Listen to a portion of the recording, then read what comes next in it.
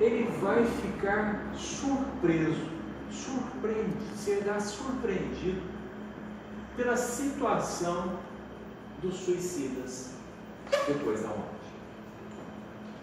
Porque nós não tínhamos informação sobre o que acontecia. Havia um preconceito, ou havia um conceito na época, de que o suicida não podia ser enterrado junto com os crentes, que ele era um danado, ele seria fatalmente condenado ao inferno por ter se suicidado. Nós não sabemos de onde se originou tal pensamento, tal crença, mas quando Kardec começa a se relacionar com os espíritos, ele percebe pessoas que se suicidaram, vêm da comunicação e vêm contar para ele o estado em que se encontravam do outro lado. Mas não só o suicídio, a loucura também. Porque ele chega a perguntar pelos espíritos: a pessoa que no corpo está passando por um processo de idiotia, ou seja, ele não raciocina no normal, ele tem uma dificuldade de viver. Naquela época, a idiotia também era comparada com a loucura. A pessoa que está louca, o espírito está louco, ela tem consciência do que ela está passando e ele fica surpreso também com a resposta. Na verdade, a nossa ignorância sobre todas as coisas é alguma coisa extraordinária, ela é enorme, porque os espíritos vão dizer para ele que o espírito, ao se libertar do corpo, no caso da idiotia, muitas vezes está lúcido e percebe que naqueles momentos em que ele está no corpo, ele está prisioneiro de uma máquina que não consegue refletir a sua realidade. Mas nós, acompanhando também esses estudos, nós vamos perceber que muitas vezes o espírito também está desequilibrado por completo, depois da morte e mesmo durante a vida. Esse assunto realmente chamou muita atenção do Kardec. E ele coloca na aflição porque, naquela época pelo menos, as pessoas que muitas vezes se suicidavam por amor, se suicidavam porque haviam perdido tudo, ficavam loucos também por essas razões, perdiam uma criança, um filho querido, uma noiva querida, um pai querido, e a pessoa ficava louca a partir daquele momento, perdia o rumo, saía de casa, ia morar na rua. Até hoje, nos nossos tempos, ainda tem esse tipo de consequência. Então Kardec, nesses estudos, percebe claramente uma ligação entre a loucura e o suicídio e as aflições da vida. Mas não só as aflições, porque aflição, dificuldade, todas as pessoas passam, em todos os tempos, em todas as fases. Mas algumas não conseguem lidar com estes problemas, com essas aflições, e às vezes se enlouquecem, e às vezes vão para o suicídio. E ele vai observando, através de cartas que ele recebia, que muitas pessoas, ao conhecerem a realidade, ao perceberem a imortalidade da alma, ao compreenderem o conjunto da vida, essa lucidez, essa compreensão, fazia com que essas pessoas suportassem melhor suas aflições. E muitas foram as cartas que Kardec recebeu, dizendo de pessoas que estavam prestes a se suicidar e desistiram, porque compreenderam o real significado da vida, compreenderam o que os aguardava depois da vida, compreenderam as amplas possibilidades de mudança da própria vida, e fortalecidos por essas ideias, por esses raciocínios, permaneceram equilibrados, não desistiram da vida, não se enlouqueceram. Então Kardec conclui, não simplesmente porque ele tece um raciocínio, mas porque os fatos levaram a esta conclusão, que a doutrina espírita é um remédio, é um antídoto, é uma vacina contra a loucura e o suicídio. Quando ele diz a doutrina espírita, ele está falando dos conhecimentos mas não só da teoria. Ele está falando da transformação que o indivíduo é capaz de passar a partir do momento que ele entende por que sofre, que ele entende que ele existia antes, que ele entende que ele permanecerá vivo depois, que ele compreende a responsabilidade pessoal dele e compreende a responsabilidade dos outros, que ele percebe que a justiça fatalmente acontecerá para ele e para todos os outros. Estes entendimentos, essa capacidade de ver a vida no seu conjunto, essa confiança na vida futura, dentro do conjunto da obra da doutrina espírita, esses dois itens são os dois itens que maior influência exercem no combate à loucura e ao suicídio. Então, genericamente, ao ter um amigo que esteja passando por dificuldade, eu consigo influenciá-lo se eu vejo a vida dessa forma, se eu aprendi a ver a vida dessa forma com o Espiritismo, ou com qualquer outra doutrina. Mas na época de Kardec, não existia outra doutrina que desse esse embasamento para que a pessoa pudesse raciocinar e chegar a essas conclusões. Aprendi isso e vivo isso. Quando eu vou conversar com a pessoa, a minha fé contagia.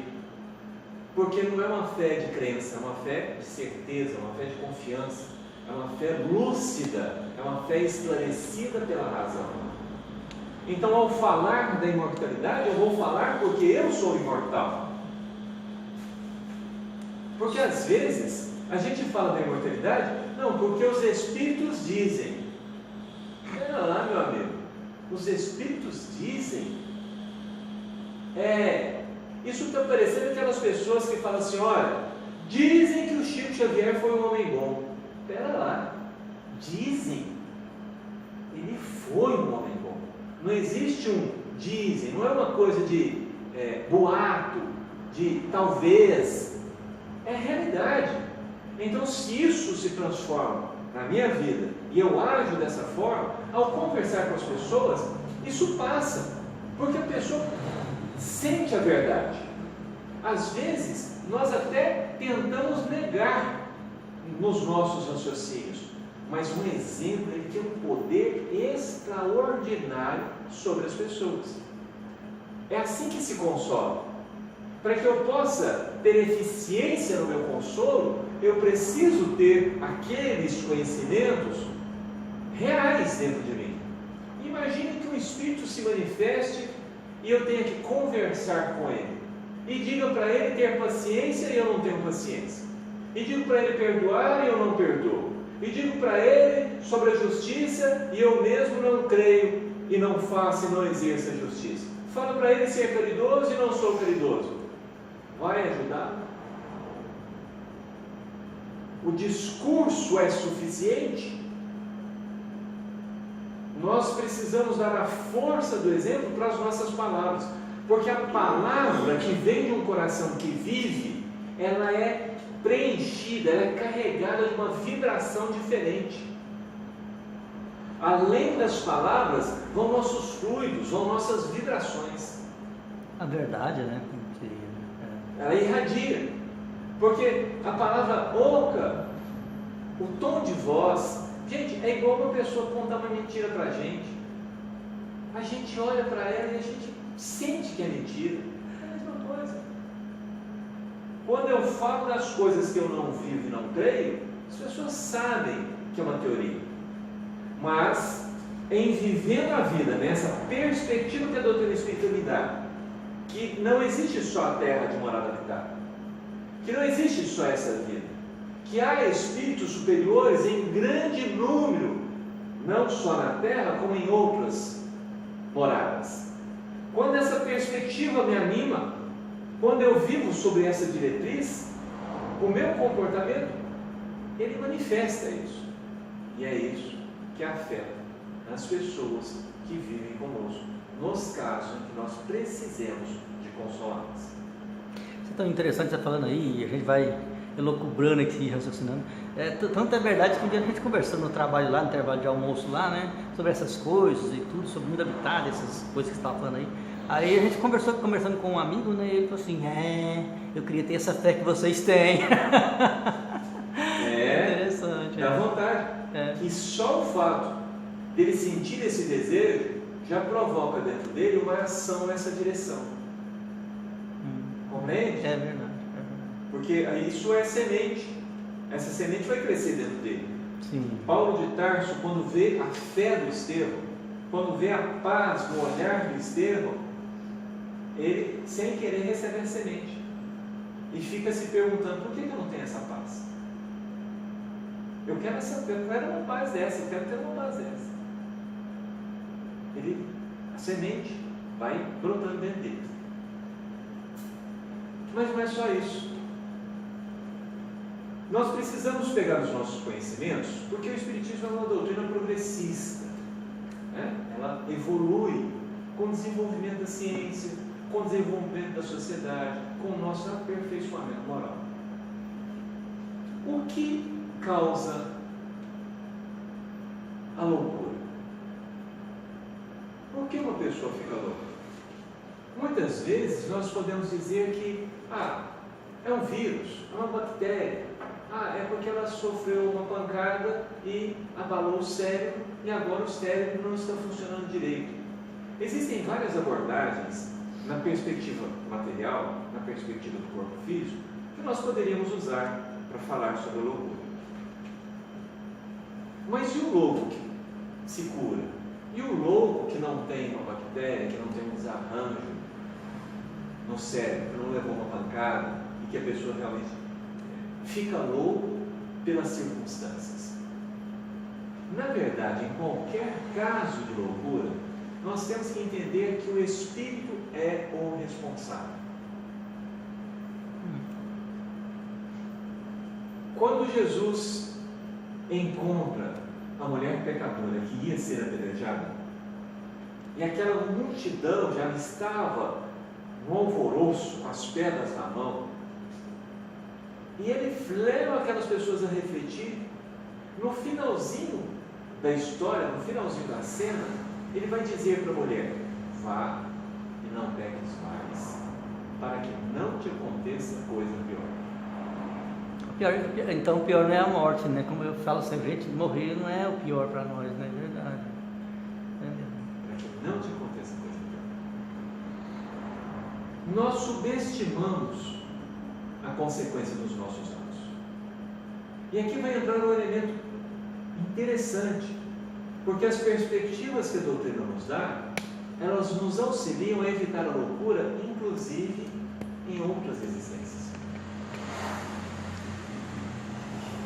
As aflições, elas, quando vêm em peso, elas vêm por quê? Na maior parte das vezes, por causa das minhas imperfeições. Porque nós ainda não estamos naquele estágio de sermos missionários, de sermos espíritos maravilhosos, vindos de esferas celestiais para habitar a Terra. Então, para nós, se alguém estiver nos assistindo depois na web e não se tratar disso, então nossa desculpa para essa pessoa, mas para a maior parte de nós não se trata de missão. Quando nós entendemos isso e percebemos que as nossas aflições são consequências dos nossos desatinos, são consequências das nossas loucuras, dos nossos maus hábitos, nós começamos a mudar o nosso comportamento. Ao mudar os nossos comportamentos, nós evitamos as consequências maiores, que é nascer com uma paralisia, nascer com uma cegueira, nascer com uma deficiência crônica. Anencéfalo, né? Também. Não são consequências das nossas mazelas, das nossas imperfeições? Se eu diminuo as imperfeições, eu diminuo essas consequências. Se eu diminuo essas consequências, aquelas situações em que o contexto nos leva a pensar em desistir da vida, ou nos leva a desistir da vida em vida, porque a loucura é uma situação dessa, eles se abrandam. Então essa é a primeira perspectiva. Se eu faço menos mal, eu tenho que sofrer menos mal. Se eu tenho que sofrer menos mal, essas aflições são menores. Se elas são menores, aquelas aflições extremas que normalmente são as justificativas que se dão para esses dois casos, elas diminuem, elas deixam de existir. Então, o conhecimento da doutrina preserva aquele que já está devedor e vai ter que passar por uma grande dificuldade. Ok? Preserva porque ele dá confiança, lhe dá esperança, e ao encaminharmos-nos para a caridade, nós conquistamos intercessores, intercessões e favores, e isso também abranda as nossas dificuldades. Então ele não afeta só isso, mas ele afeta a longo prazo. Afeta a longo prazo. Porque eu vou acumulando maior bondade, eu vou desenvolvendo meus sentimentos, e cada vez mais eu passo por menos sofrimento. Eu sei que muitas pessoas estarão pensando assim: então quer dizer que se eu estou passando por isso que eu estou passando é porque eu não presto. Simples assim, como Mas diria. a gente não pode falar, porque se falar, dói, né? Dá problema, né? Dói, né? Perde amizade. E você sabe por que dói? E nem Orgulho. escutar. Vocês querem que continue? Quanto mais a gente resmunga, pior fica. É verdade. Porque quando a gente está resmungando é falta de fé.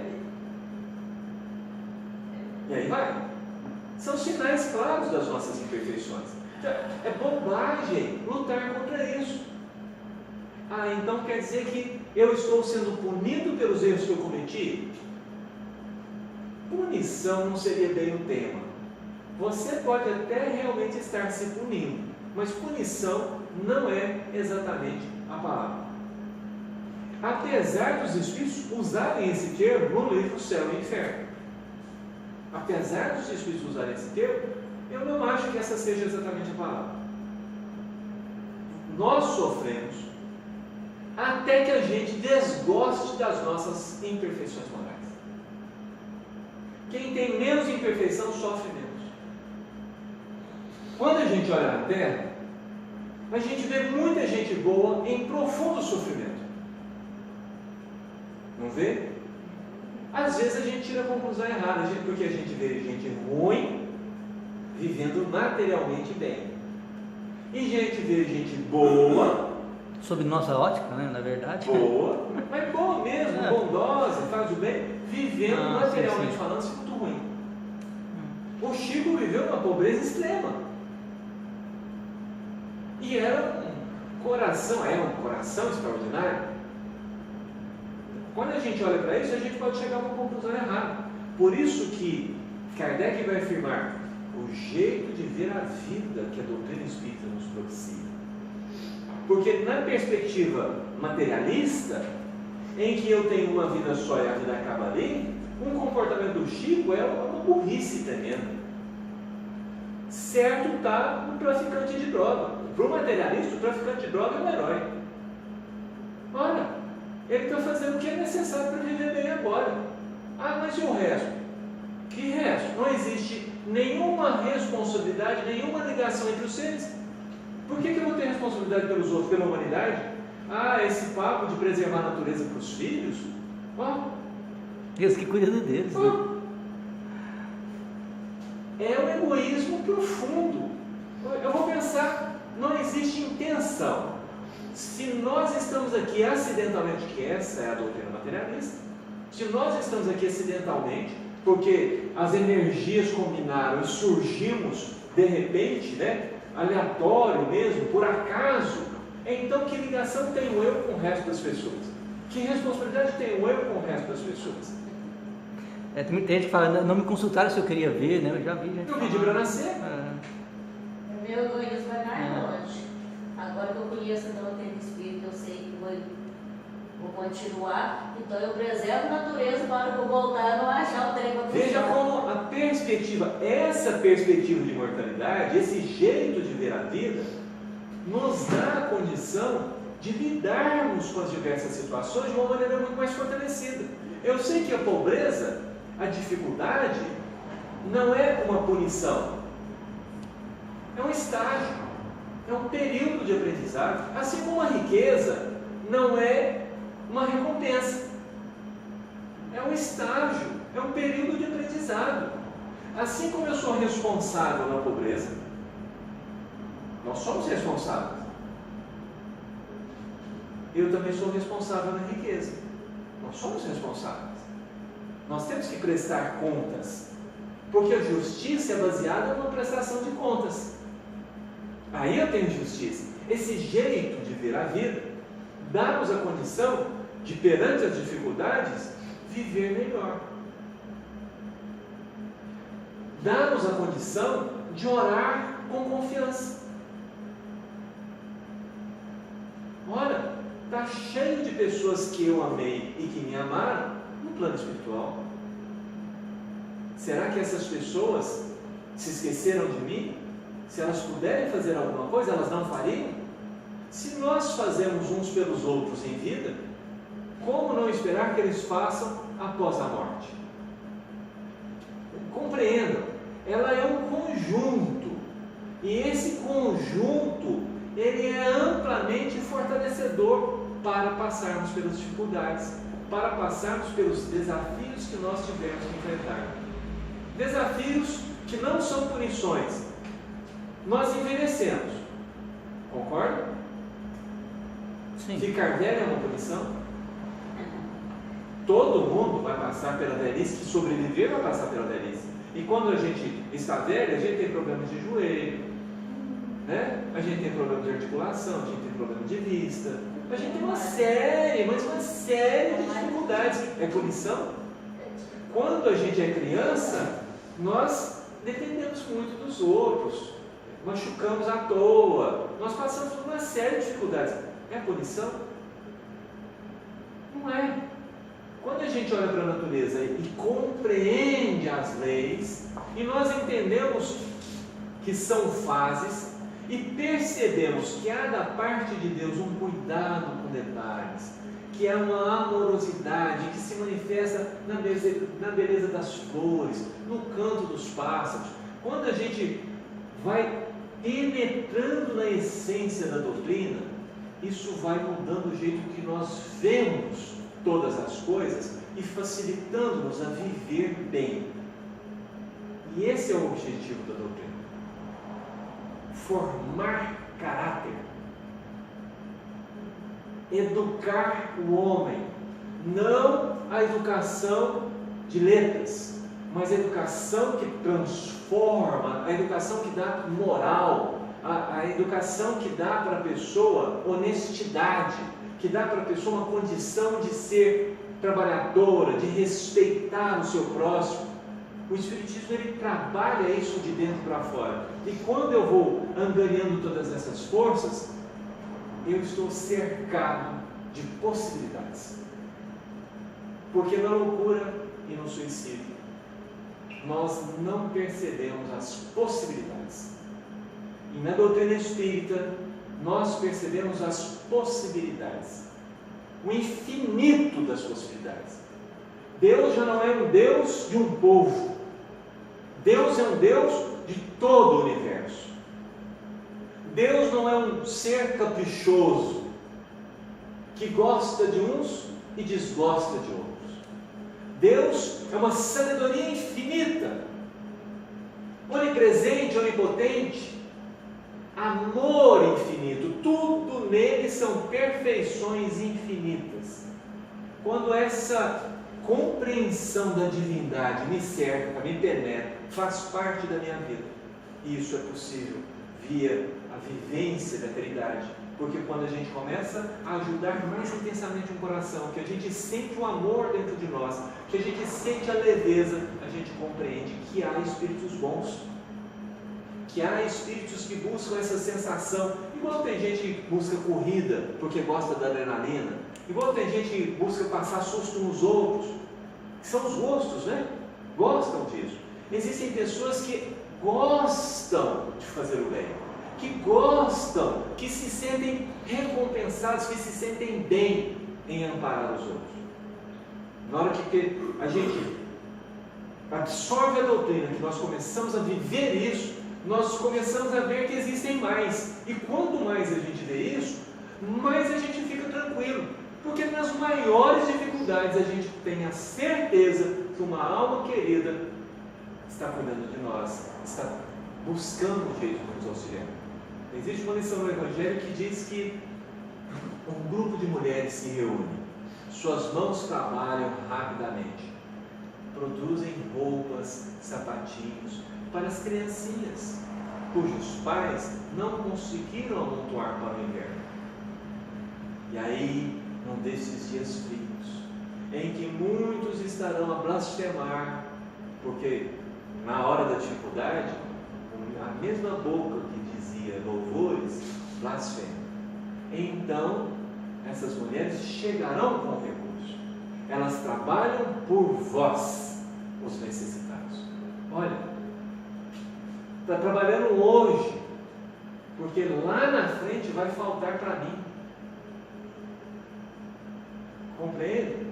Quando nós aprendemos esse se importar com os outros, essa multiplicidade de bons corações que existem, essa rede de amor que envolve a todos nós, de proteção, nós temos muito mais resistência para passar pelas dificuldades, para passar pelos desafios da vida. Muito mais. Então, doutrina espírita, que vem reviver Jesus, que vem trazer para nós essa percepção do amor divino, que vem ajudar-nos a percebê-lo, ela realmente ilumina a nossa vida. Jesus é o exemplo máximo de tudo isso. Porque em toda a narrativa da sua vida, nós encontramos uma constância de amor, uma busca por amparar as pessoas. Ele atravessa um lago para socorrer alguém lá no cemitério. Ele vai a Jerusalém, passando pela Samaria, para amparar a mulher no poço. Ele chega em Jerusalém para amparar um doutor da lei. Em toda a parte ele vai em busca de Paulo no deserto. Ele sai em busca das ovelhas desgarradas. É muita amorosidade, o tempo inteiro, a ponto dele dizer para seus discípulos: tenho um alimento que vós desconheceis. Quando os discípulos chegam e dizem para ele: coma, mestre, o senhor deve estar com fome, trouxemos pão para o senhor. Ele diz: eu não tenho. Tenho um alimento que vós não conheceis, que é fazer a vontade de meu Pai. Jesus deixa claro. Sabe o que os discípulos fazem? Começam a perguntar: será que alguém trouxe pão para ele? Olha a perspectiva. O alimento do Cristo é nos amparar. Olha que maravilha de entendimento. O alimento, a alegria dos bons é amparar, é ajudar, é fazer o bem. Eles vêm até nós para nos amparar. Eles têm alegria de diminuir as nossas dores. Eles não têm alegria em nos empurrar para vícios. E muitas vezes eles permitem as dificuldades em torno de nós como proteção, não como punição, como proteção. Quando a gente tem filho pequeno, nós colocamos ele dentro de um berço e cercamos de almofadinhas, não cercamos? Por que a gente põe ele dentro de um berço? Porque muitas vezes ele balança, ele quer sair. Mas por que a gente deixou ele cercadinho durante uma fase? Sua própria segurança. Proteção. Amor. Às vezes ela chora, irritada. Mas é proteção. Os perigos que ela correria fora daquela área de proteção são muito grandes. Nós temos que esperá-la estar mais forte, fortalecida, mais inteligente, para poder sair daquele espaço, ter um espaço de ação maior. Esses espíritos se comportam da mesma forma com relação a nós. E tudo isso que nós estamos conversando é uma conclusão da observação, a partir da observação dos fatos. A doutrina é esse conjunto de fatos que, analisados, que observados atentamente, estatisticamente nos mostram que a confiança na vida futura, a confiança na proteção dos espíritos, a confiança na lei de progresso, enxergar a vida como um conjunto de possibilidades educativas, como uma parte temporária da nossa jornada evolutiva, é sim uma proteção, uma vacina, um antídoto contra a loucura, contra o suicídio, contra o desânimo, contra a tristeza e contra o vício de um modo geral. Que a paz de Jesus nos envolva a todos. Que assim seja. Agora vocês podem fazer perguntas.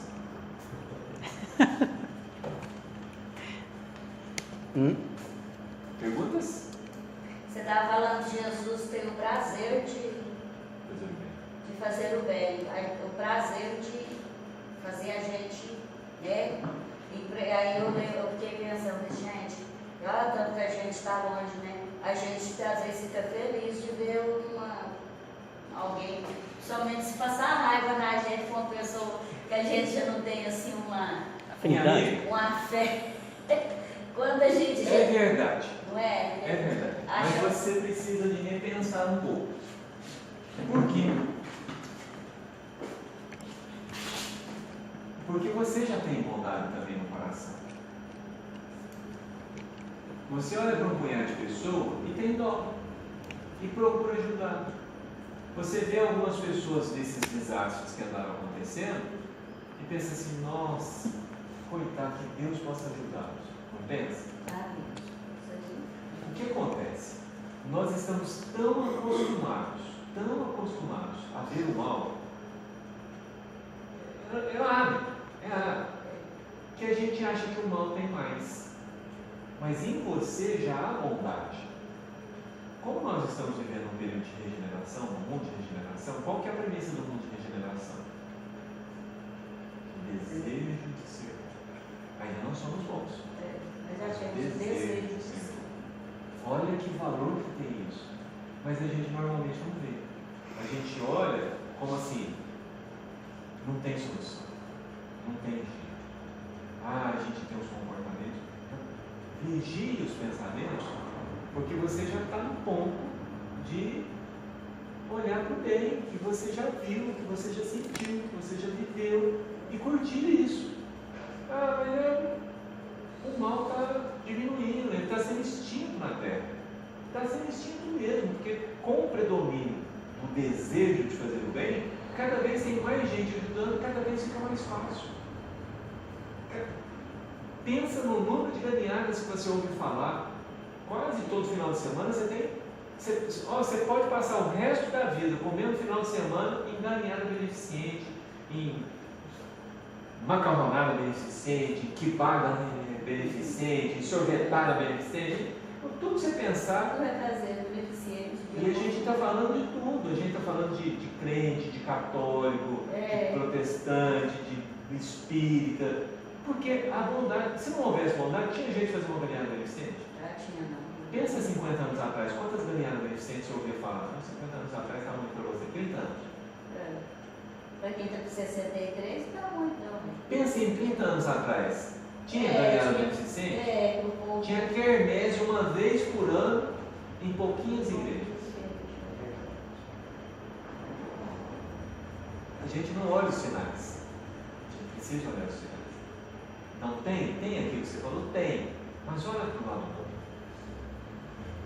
Mas assim, eu concordo com você e eu tenho certeza que é assim também.